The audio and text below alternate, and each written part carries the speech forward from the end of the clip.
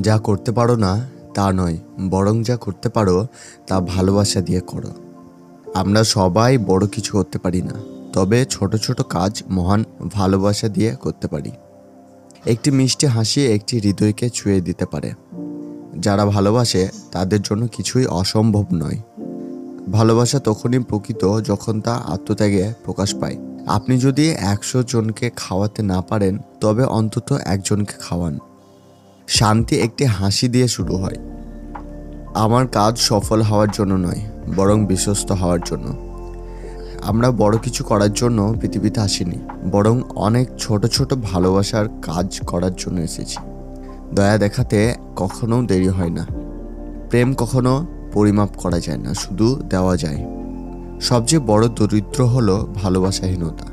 প্রকৃত হৃদয়ের স্পর্শ হাজার শব্দের চেয়েও শক্তিশালী। নিজের ঘর থেকেই ভালোবাসা শুরু হওয়া উচিত। তুমি যদি শান্তি চাও, তবে প্রথমে নিজের পরিবারের মাঝে তা তৈরি করো। আমরা অনেক কিছু করতে পারবো না একসঙ্গে, তবে একে অপরকে ভালোবেসে কিছু করতে পারি। অন্যকে বিচার না করে ভালোবাসো। বিশ্বের সবচেয়ে সুন্দর জিনিস দেখতে পাওয়া যায় না, স্পর্শ করা যায় না, তবে তা অনুভব করা যায় হৃদয়ে। সবচেয়ে বড় রোগ হলো আমি কাউকে চাই না, কেউ আমায় চায় না। ভালোবাসা ছাড়তে হলে আগে নিজের হৃদয়ে তা থাকতে হবে। ধৈর্য এবং ক্ষমাশীলতা হলো প্রকৃত ভালোবাসার পরিচয়। আমাদের জীবনের লক্ষ্য হওয়া উচিত অন্যের জীবনের আনন্দ যোগ করা। আপনার হাসি আপনার জীবনের আলো হতে পারে। দয়ার অভাবই আধুনিক যুগের সবচেয়ে বড় দরিদ্র। কোনো ভালোবাসা কাজ ছোট নয়, যদি তা হৃদয় দিয়ে করা হয়। মানুষ যাই বলুক না কেন, তুমি শুধু ভালোবাসা দিয়ে কাজ করে যাও। তুমি যে পরিমাণ ভালোবাসা দাও তার জন্য নয়, তুমি ভালোবাসা দাও কারণ তুমি ভালোবাসতে চাও।